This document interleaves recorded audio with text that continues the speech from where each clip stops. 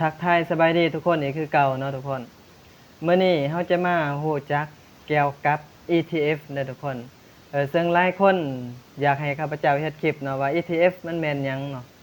อยากให้เฮ็ดคลิปเกี่ยวกับ ETF เนาะมื้อนี้ข้าพเจ้าได้มาเฮ็ดคลิปให้แล้วเด้อซึ่งมันจะแตกต่างกันกับกองทุนรวมแนวใดเนาะเดี๋ยวมื้อนี้ข้าพเจ้าจะมาอธิบายให้ฟัง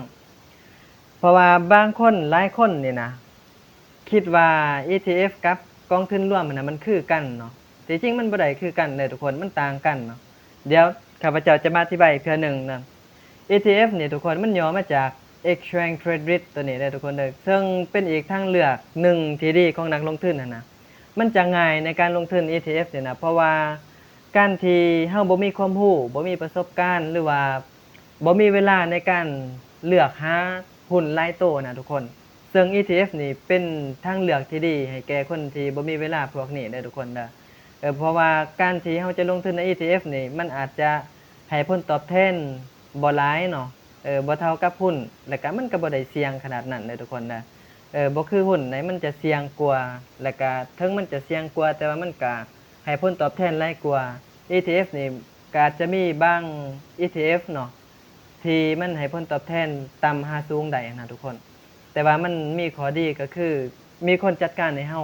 โดยที่เฮาบ่ต้องเสียเวลาไปหาหุ้นรายตัวนะทุกคนซึ่ง ETF นี่ทุกคนมันจะเปรียบเหมือนลูกครึ่งระหว่างกองทุนและก็หุ้นเนาะทุกคนเนาะเดี๋ยวมันจะแตกต่างกันแนวใดเดี๋ยวข้าพเจ้าจะมาบอกอีกนำหลังเด้อทุกคนเด้อซึ่ง ETF นี่นะก็คือกองทุนรวมที่เฮาสามารถซื้อขายในตลาดหลักทรัพย์แบบเรียลไทม์ได้เด้อทุกคนเด้อเปรียบเหมือนหุ้นตัวหนึ่งเลยทุกคนเฮาสามารถซื้อขายตั้งแต่ตลาดเปิดจนฮอดตลาดปิดได้เด้อทุกคนเด้อแล้วก็กราฟหุ้นก็มีขึ้นมีลงในแต่ละมื้อเลยทุกคนซึ่ง ETF นี่มันจะเหมาะกับคนที่ต้องการลงทุนในหลายบริษัททุกคนแต่ว่าบ่อยากซื้อหลายหุ้นหลายโตนะทุกคนและก็เหมาะกับคนที่บ่มีเวลาศึกษาเกี่ยวกับหุ้นนั้นๆทุกคนเฮาก็สามารถซื้อ ETF เลยบัดเดียวก็ได้เนาะทุกคนเนาะมันก็กระจายความเสี่ยงให้เฮาภายในโตเลยเนาะทุกคนเนาะ ETF นี่นะทุกคนมันจะมีค่าธรรมเนียมต่ำกว่ากองทุนรวมเด้อทุกคนเด้อกองทุนรวมนี่มันจะมี Active Fund กับ Passive Fund เนาะทุกคนเนาะซึ่งแน่นอนอยู่แล้วว่าเฮาต้องได้ให้ค่าธรรมเนียมให้ผู้จัดการกองทุนรวมนะทุกคนแน่นอนอยู่แล้วเนาะเพราะว่าเพิ่นเป็นคนซื้อขายให้เฮาเด้เพียงแต่เฮานี่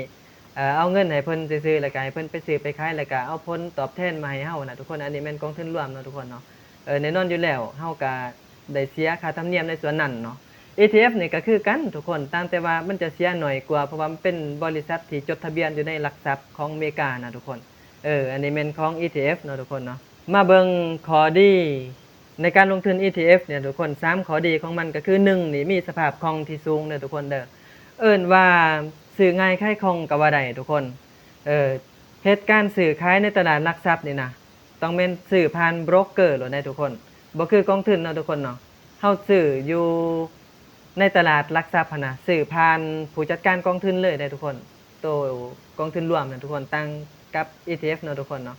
เฮาสามารถซื้อผ่านโบรกเกอร์เลยแบบเรียลไทม์ได้เนาะทุกคนเนาะแบบคล้ายๆกับหุ้นเลยทุกคน ETF นี่สามารถซื้อตั้งแต่ตลาดเปิดจนฮอดตลาดปิดเลยทุกคนนี่มีสภาพคล่องที่สูงแม่นบ่และสามารถซื้อง่ายขายคล่องในเวลานั้นๆเลยทุกคน2ก็แม่นฮู้ราคาซื้อขายทันทีเนาะแน่นอนอยู่แล้วว่าการที่เฮาซื้อ ETF นี่นะเฮากดเข้าไปเบิ่งเฮาจะซื้อจะขายนี่แน่นอนอยู่แล้วมันจะขึ้นราคาให้เฮาอยู่แล้วเนาะทุกคนเนาะก็คล้ายๆกับหุ้นเลยทุกคนมันจะขึ้นโซ่ราคาซื้อราคาขายในช่วงเวลานั้นเลยทุกคนเพราะฉะนั้นเฮาจะฮู้ราคาเลยเนาะทุกคนเนาะมันจะต่างกับกองทุนรวมเลยทุกคนกองทุนรวมนี่มันจะบ่ขึ้นราคาให้เฮาเลยทุกคนเฮาซื้อไปเฮาได้หุ้นตลาดปิดหุ้นเฮาได้สิ้นวันทำการเฮาจะได้ราคาเนาะเขาจะได้หุ้นกองทุนรวมนะทุกคนเขาจะได้ในส่วนนั้นเนาะข้าพเจ้าก็บ่เคยซื้อดอกกองทุนรวมทุกคนซื้อแต่หุ้นเนาะ ETF นี่ข้าพเจ้าก็บ่ได้ซื้อได้ทุกคนนะแต่ว่ามาเฮ็ดคลิปให้ซื่อๆเด้อทุกคนเด้อและอันที่3นี่ก็แม่นเป็นเครื่องมือกระจายความเสี่ยงที่ดีสำหรับผู้มีต้นทุนต่ำเนาะทุกคนเนาะแน่นอนอยู่แล้วว่าการที่เฮาจะซื้อหุ้นนี่นะหลายๆตัวสมมุติว่าเฮาซื้อ VU เนาะหรือว่า VOO นะทุกคนแน่นอนอยู่แล้วว่าถ้าเฮาซื้อ VOO ตัวเดียวนี่เฮาก็สิได้กระจายความเสี่ยง500บริษัทแม่นบ่เพราะว่ามัน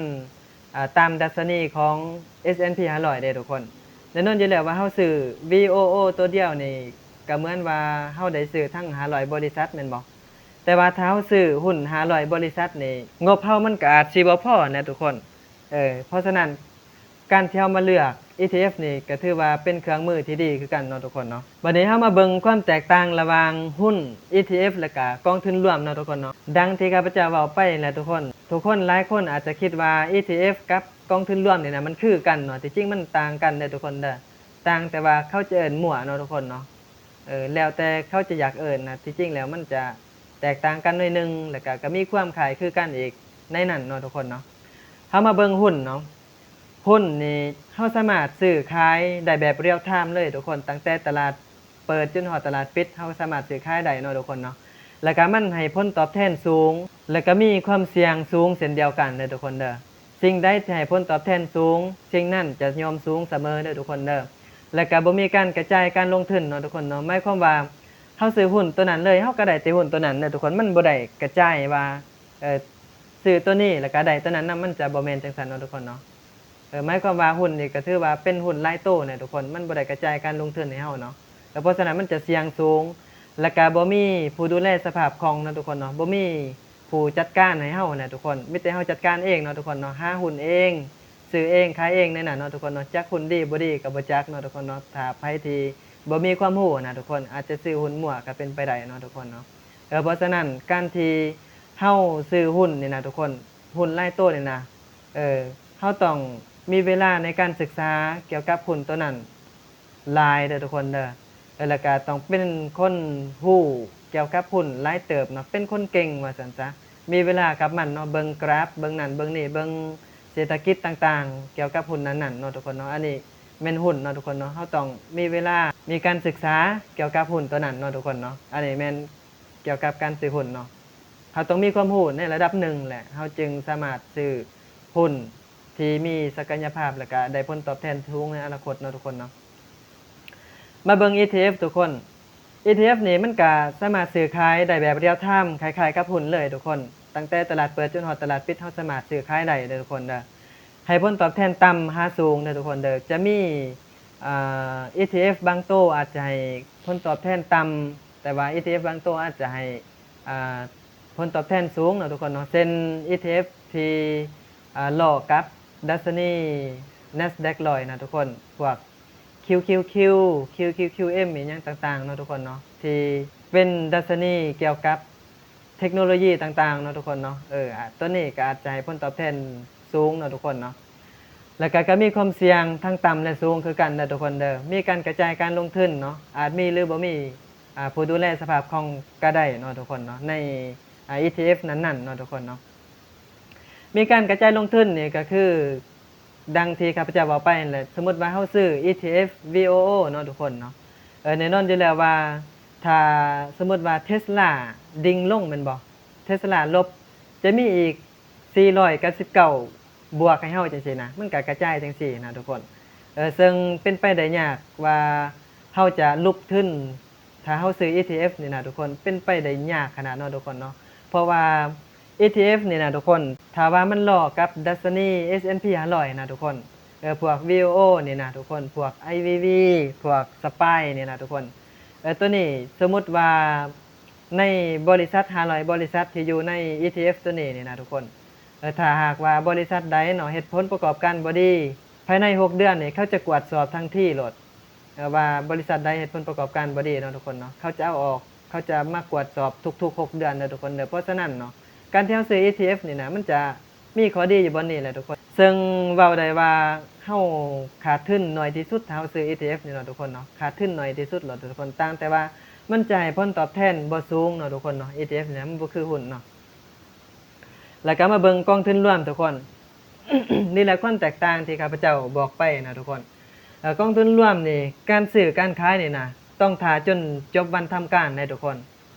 หมายความว่าถ้าเฮาซื้อ 11:00 นเนาะทุกคนเนาะเฮาจะได้ราคาต้นตลาดปิดได้ทุกคนซึ่งต้นตลาดปิดเท่าใดราคาใดเนี่ยนะเฮาก็สิได้ราคานั้นเลยนะทุกคนผลตอบแทนก็มีทั้งต่ำและสูงนะทุกคนเนาะความเสี่ยงก็มีต่ำหาสูงคือกันแล้วก็มีกระจายการลงทุนบ่มีผู้ดูแลสภาพคล่องเด้อทุกคนนะ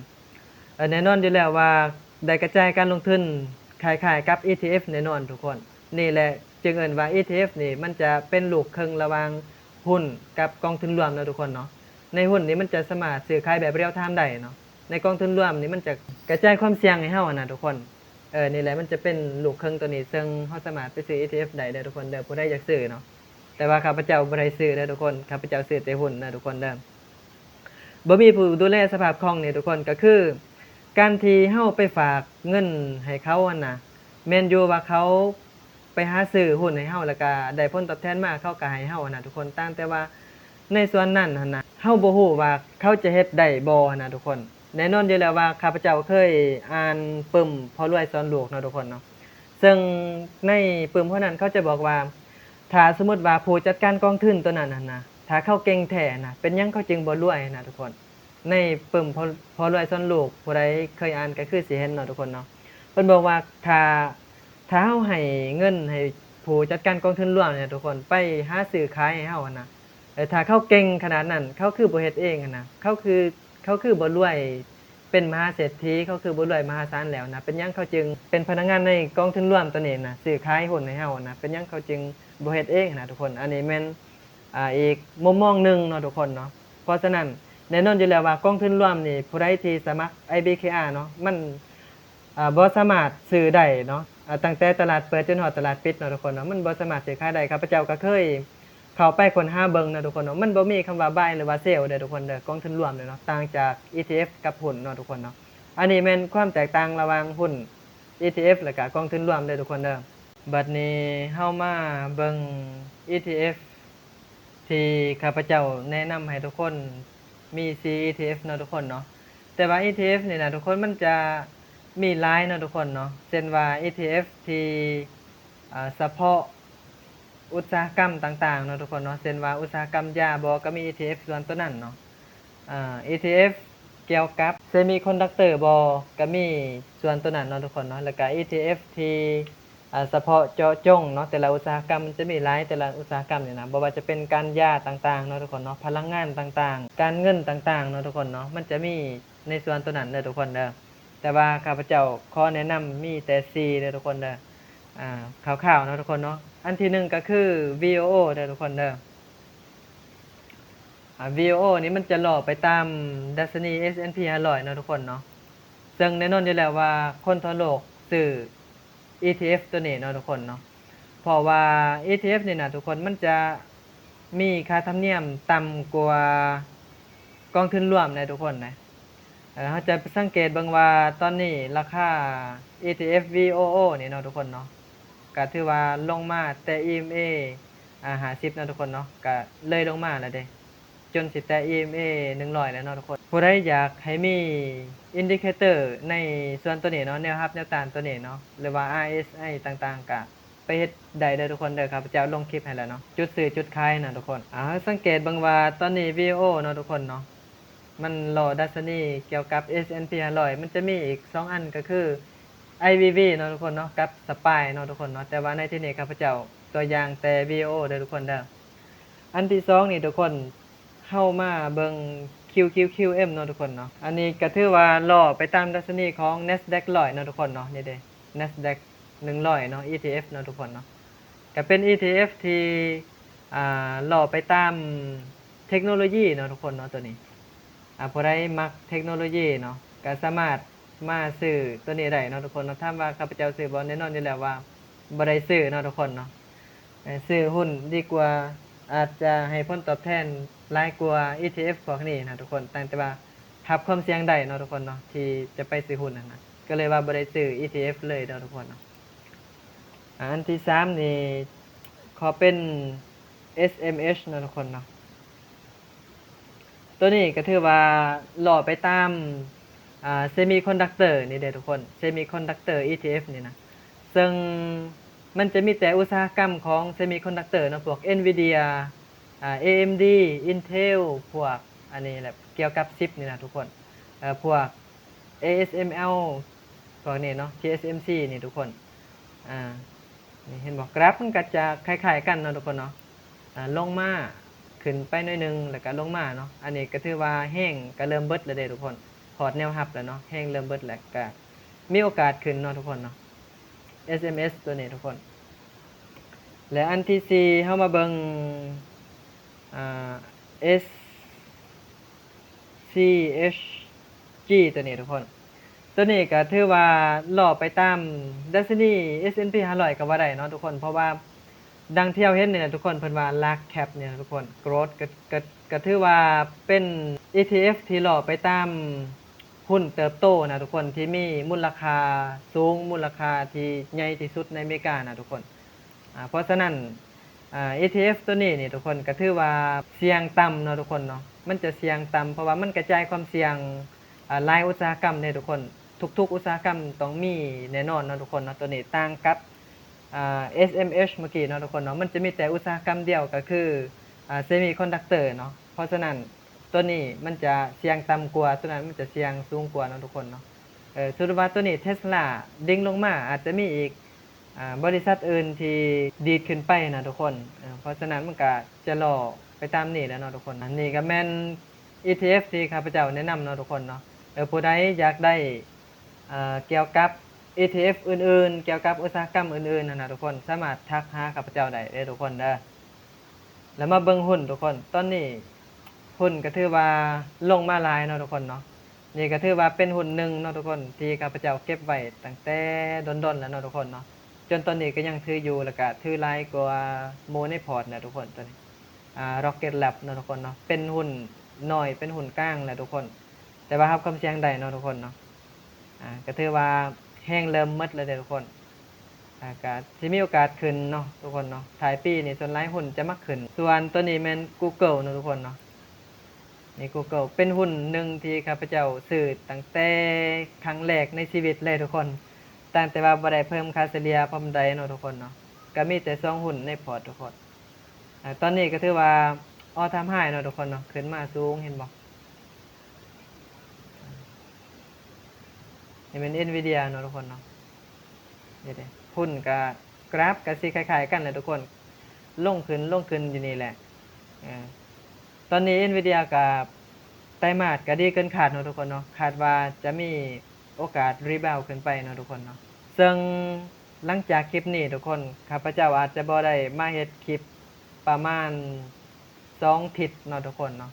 หรือว่าประมาณ10วันในนึงนี่แหละทุกคนมีแต่เฮามาพ้อกันต้นเดือนหน้าเนาะทุกคนเนาะเพราะว่าข้าพเจ้าได้ไปเฮ็ดภารกิจส่วนตัวเนาะทุกคนเนาะบอกบ่ได้เนาะตอนนี้มีแต่พ้อกันใหม่ต้นเดือนหน้าเนาะทุกคนเนาะคลิปนี้ก็ถือว่าขอจบลงเพียงเท่านี้เด้อทุกคนเนาะขอขอบใจ